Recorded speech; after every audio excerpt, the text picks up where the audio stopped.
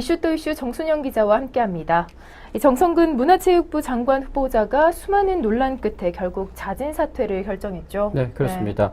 오늘 아침에 또 정성근 후보자의 사퇴 소식이 전해졌는데요. 직접 사퇴를 하는 기자회견의 모습은 볼 수가 없었습니다. 네. 보도자료를 통해서 사퇴 의견을 피력을 했는데 정성근 후보자는 보도자료를 통해서 공직 후보자로서 국민께 희망을 드리지 못하고 마음을 어지럽혀 드렸다면서 다 설명드리지 못하는 부분들은 있지만 그냥 물러나는 것이 도리라고 생각합니다. 라면서 마지막 말을 남겼습니다.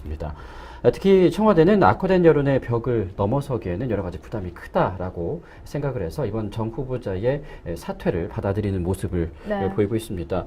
특히 정 후보자 같은 경우는 과거의 음주운전 경력의 청문회 위중 또 청문회 중에 폭탄주까지 마시면서 여러 가지 여론을 악화시키기까지 했었는데요.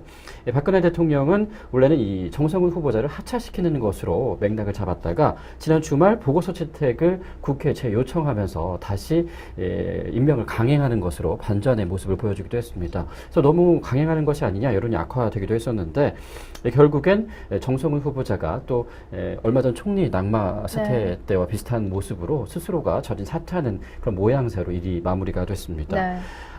청와대 입장에서는 국정공백이 장기화되고 또 총리 후보가 2명이나 낙마를 한 상태에서 장관 후보자까지 또 2명이나 낙마를 하게 되면 정말 꼴이 말이 아니게 되잖아요. 네. 여러 가지 부담이 작용하게 된 것 같은데 역시 또 임명이 강화될 경우에는 오랜만에 청와대와 여야가 소통 정치의 그런 분위기가 이루어지고 있는 상황에서 여러 가지 악영향을 끼칠 수 있다라는 점도 여러 가지 이번 자진 사퇴 쪽으로 가닥을 잡게 된 이유가 아닌가 생각을 해볼 수가 있습니다.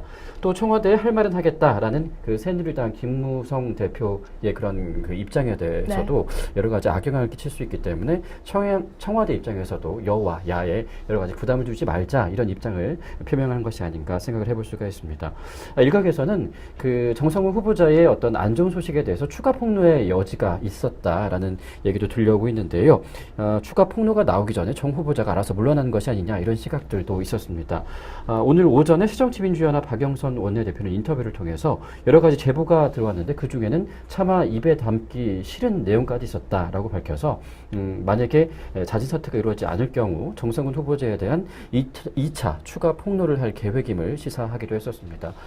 지금 2기 내각이 출범하기도 전에 많은 그런 후보자들이 정말 난타전 끝에 다친 몸을 이끌고 집으로 돌아가는 모습들을 볼 수가 있었는데요. 좀 일찌감치 사퇴를 하고 사퇴를 조기에 마무리했었다라면 조금 더 좋은 인사를 할 수 있는 시간을 벌 수 있었지 않을까 그런 안타까운 마음도 듭니다.